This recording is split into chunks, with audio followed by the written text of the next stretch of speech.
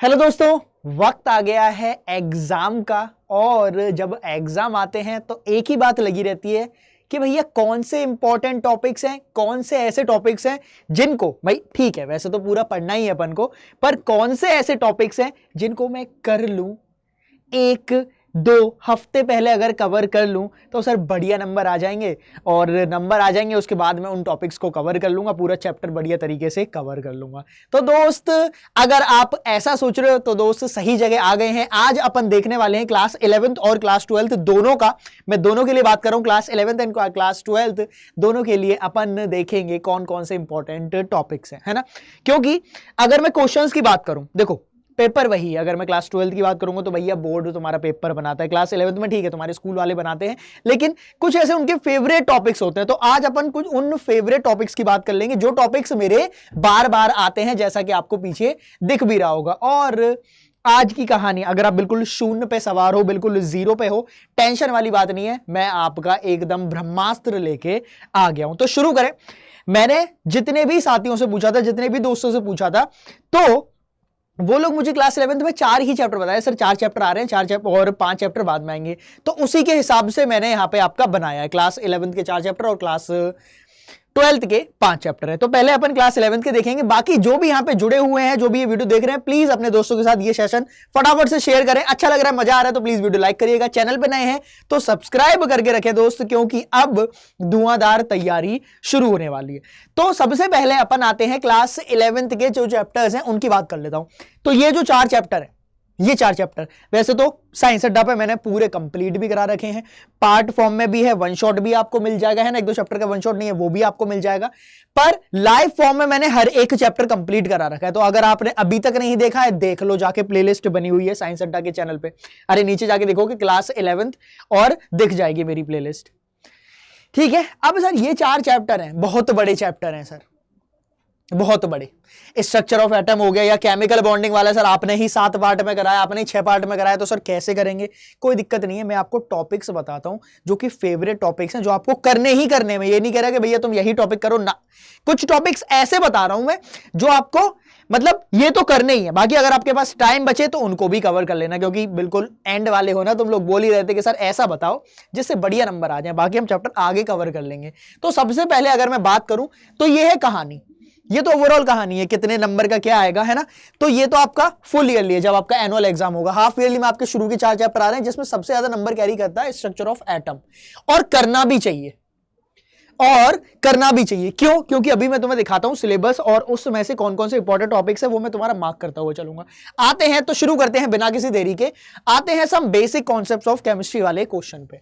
इसके टॉपिक जो मैं बताऊंगा उतना कर लो, खत्म है, खत्म है। सबसे पहले उठाओ laws of chemical combination. Laws of chemical combination सबसे पहले उठाओ, समाप्त कर दो। ज्यादा टाइम नहीं लगेगा, अगर तुम मेरी वीडियो भी देखोगे ना, आधा घंटा 45 मिनट में समाप्त कर दोगे। और जस्ट उसके बाद वीडियो मैंने बनाई है डाल्टन्स एटॉमिक थ्योरी की। ये 2 टॉपिक कर लो। यहां से 2 क्वेश्चन बन गए हैं, बन गए हैं पक्का। यहां से 2 क्वेश्चन बन गए हैं, तुम्हारे पेपर तुम्हारा सेट हो गया है, ठीक है ना। और उसके बाद आएंगे अपन ये इंपेरिकल और मॉलिक्यूलर फॉर्मूला वाली जो चीज रहती है ना, percentage composition, then empirical and molecular formula, बस। और सबसे इंपॉर्टेंट इस चैप्टर का जो टॉपिक है वो है ये भाई साहब, मोल कॉन्सेप्ट। मोल कॉन्सेप्ट के मैंने आपको सेशन भी कराए हैं, अगर आप खोल के देखोगे तो निचोड़ एमसीक्यू सीरीज एक मेरी चल रही है क्लास 11th वालों के लिए, उनको वहां पे मिल जाएंगे मोल कॉन्सेप्ट। तो कौन कौन से टॉपिक हुए? Laws of chemical combination, Dalton's atomic, और अपना रह गया एम्पेरिकल मॉलिक्यूलर और मोल कॉन्सेप्ट। इतना कर लो, तुम्हारी नैया बहुत ज्यादा पार हो जाएगी। जितने नंबर आएंगे, जितने नंबर का आएगा सारा कुछ कर दोगे तुम, ठीक है। समझ आ गया चैप्टर का? बढ़ते हैं फटाफट से आगे। स्ट्रक्चर ऑफ एटम सर बहुत बड़ा चैप्टर है, बहुत बड़ा। बिल्कुल मन नहीं कर रहा है इसको पढ़ने का, कोई टेंशन वाली बात नहीं है, शुरू से देखते हुए चलो। सबसे पहले ईट पर नाच ध्यान कर लो। ईट पर नाच है ना, ईट पर नाच, इलेक्ट्रॉन थॉमसन, प्रोटॉन रदरफोर्ड और न्यूट्रॉन चैडविक। इतना पहली वाली लाइन वही खत्म हो जाएगी। एटॉमिक नंबर, आइसोटोप्स, आइसोबार आपको पता ही है। आगे यहां पे सबसे पहला जो आपको ध्यान रखना है वो है मेरा बोस मॉडल। देखो Rutherford model and it's limitation आपको ध्यान होगा, ठीक है। पुडिंग टेबल वाला जो वाटरमेलन वाला था उसकी बात हो रही है। देन सबसे पहला जो क्वेश्चन बनेगा वो बनेगा मेरा बोर मॉडल से। बोर मॉडल से।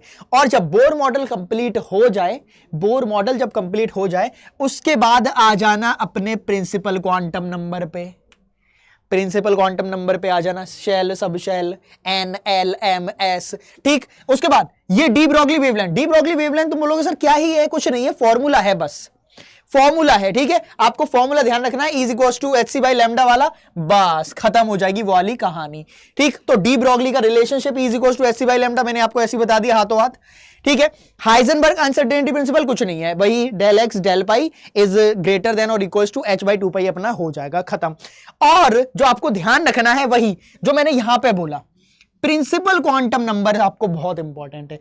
अगर इस पूरे चैप्टर में आपने प्रिंसिपल क्वांटम नंबर अच्छे से कर लिए, मतलब प्रिंसिपल क्वांटम नंबर क्या क्या कहने का मतलब क्या है, quantum numbers, principal quantum number हो गया, एजीमुथल हो गया, और एजीमुथल के और भी नाम होते हैं, सब्सिडरी, एंगुलर, ये सारे नाम हैं। फिर मेरा मैग्नेटिक हो गया, फिर स्पिन क्वांटम नंबर हो गया। इन चार को कर ले, इनके चार के क्वेश्चन बनाना सीख जाओ, जो कि मैंने आपको करा रखा है, खत्म है कहानी। उसके बाद ऑफ प्रिंसिपल जैसे ही पढ़ोगे और यहां से क्वेश्चन पक्का आएगा, वो है मेरा इलेक्ट्रॉनिक कॉन्फ़िगरेशन का। मेरे पास यहां पेन नहीं है, हाथ से ही लिखना पड़ रहा है, पर एनीवे इलेक्ट्रॉनिक कॉन्फ़िगरेशन का क्वेश्चन पक्का आएगा, पक्का आएगा, मैंने अभी बोल दिया। ठीक है, और लास्ट में एक लाइन लिखी हुई है, stability of half filled and completely filled orbitals. तो इनकी स्टेबिलिटी क्या है, मैंने आपको दो रीजन बताए थे, एक तो होता है सिमेट्रिकल और एक होता है मेरा एक्सचेंज एनर्जी। तो ये तो बहुत मुंह वाली बातें हैं, तो ध्यान रखना। ऑफ प्रिंसिपल हो गया, हुंस रूल हो गया, और एक और होता है मेरा पॉलीज एक्सक्लूजन प्रिंसिपल, वहां पे लिखा हुआ है। ये बहुत नाम में लग रहा है लेकिन बहुत इजी है, बहुत इजी। ऑफ क्या हो, एन प्लस एल रूल के अकॉर्डिंग। पॉलीज एक्सक्लूजन क्या बोलता है कि भाई पहले मेरे एक ऑर्बिटल में दो ही इलेक्ट्रॉन रह सकते हैं, ये बोलता है मेरा पॉलीज। और उसके बाद हुम्स रूल क्या बोलता है कि अगर आपके पास अलग अलग ऑर्बिटल्स हैं तो एक एक इलेक्ट्रॉन पहले अलग अलग ऑर्बिटल में जाएगा। तो ओवरऑल क्या सीखे, क्वांटम नंबर्स सारे आने चाहिए, ऑफ प्रिंसिपल आना चाहिए, ऑफ प्रिंसिपल से इलेक्ट्रॉनिक कॉन्फ़िगरेशन निकालना आना चाहिए, देन हुंस रूल और पॉलीज एक्सक्लूजन प्रिंसिपल, चैप्टर हो जाता है समाप्त। यहां पे इतना कर लो काफी है, ज्यादा टाइम नहीं लगेगा, 3-4 घंटे में खत्म कर दोगे। बढ़ते हैं नेक्स्ट पे। अगर मैं क्लासिफिकेशन ऑफ इनकी बात करूं तो ये इजी चैप्टर है यार, ये बहुत इजी चैप्टर है। शुरू में एवोल्यूशन की कहानी चलेगी, इसका ना तुम मेरा अगर तुम सेशन देखोगे तो फ्लो में चलता है, बहुत फ्लो में। मैंने आपको पीपीटीज की फॉर्म में पढ़ाया, तो फ्लो में देखना तुम्हें मजा आ जाएगा, है ना। तो ये है अपना सिग्निफिकेंस। पहले शुरू में हिस्ट्री चलती है, इवोल्यूशन ऑफ पीरियोडिक टेबल। मेरे पहले सबसे पहले भैया आ गए डॉबरनियर आ गए, फिर मेरे न्यूलैंड्स लॉ ऑफ एक्टिव आ गया, फिर मेंडलीव बाबा आ गए, फिर आपके बोर आ गए, बोर्स बाबा, नील्स बोर। तो ये चीज आपको ध्यान रखनी है इसमें, ठीक है। क्वेश्चन जो बनेगा वो वही बनेगा पीरियोडिक ट्रेंड का, कि भाई एटॉमिक रेडियाई का आपको क्या क्या करना है। एटॉमिक रेडियाई सुन लेना, एटॉमिक रेडियाई, और एटॉमिक रेडियाई से तुम्हारा आयनिक रेडियाई बन जाएगा। Ionisation enthalpy, electron gain enthalpy, इतना ध्यान रखो, खत्म है चैप्टर। क्वेश्चन जो तुम्हारा बनेगा अभी बोल दे रहा हूं, पेपर आके मेरे सामने रख देना, आयनाइजेशन एंथैल्पी से पक्का क्वेश्चन आएगा। आयनाइजेशन और इलेक्ट्रॉन गेन एंथैल्पी यहां से तो पक्का क्वेश्चन आएगा, इनको मैंने मिक्स कर दिया है, पक्का 2 या 3 नंबर का, ठीक है। बाकी और भी पूछ सकता है, एटॉमिक रेडियाई के बारे में पूछ सकता है, मेटेलिक नेचर और इनके बारे में पूछ सकता है। और थोड़ा सा ना इसको भी ध्यान रखना, ग्रेटर देन 100, अरे वही यू, ये अन, निल, बाई, ट्राई, क्वाड, वो सारी चीजें हैं, ठीक है। टर्ट वाला क्लियर, ठीक है। बस इतना ही है जो मैंने आपको बताना है, इतना ही आएगा। इलेक्ट्रॉन गेन एंथैल्पी मैं फिर से बता देता हूं, आयनाइजेशन एंथैल्पी, इलेक्ट्रॉन गेन और इलेक्ट्रोनेगेटिविटी। इलेक्ट्रोनेगेटिविटी तो तुम्हें पता ही है, बस इतना याद रखिएगा।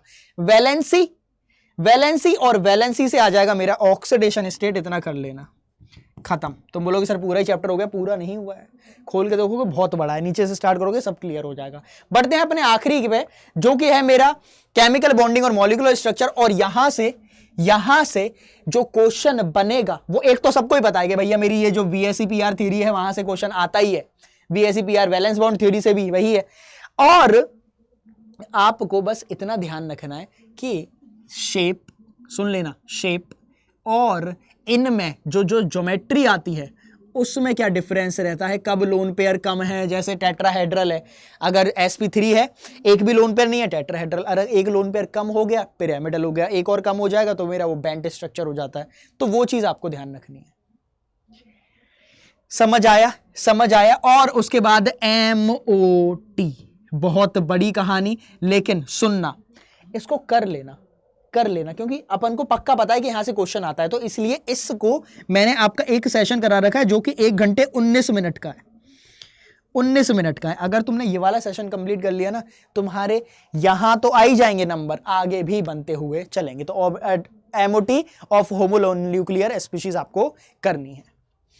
क्लियर है? तो वीएससीपीआर से हाइब्रिडाइजेशन, हाइब्रिडाइजेशन से शेप और ज्योमेट्री, बस एमओटी का मेरा सेशन देखो चमक जाएगा, चमक जाएगा। क्लियर है? और ये सारी कहानी जो मैंने आपको बताई है, ये सब मैं पूरा अपने बैच में भी पढ़ाने वाला हूं। अभी तुम्हारा ज्यादा निकला नहीं है, एक आधा चैप्टर निकला है, अभी भी आपके पास टाइम है बैच ज्वाइन करने का। तो अगर आप देखोगे तो ये वाला बैच जो है वो मतलब ऑलमोस्ट 2400 का बैच है। पर मैं आपको एक बढ़िया सी चीज बताता हूं, कोड यूज करिए Y787, है ना, Y787 कोड यूज करना। देख रहे हो यहाँ पे Y787, और वही बैच आपको 1919 का पड़ जाएगा, 480 कुछ का डिस्काउंट आपको मिल जाएगा।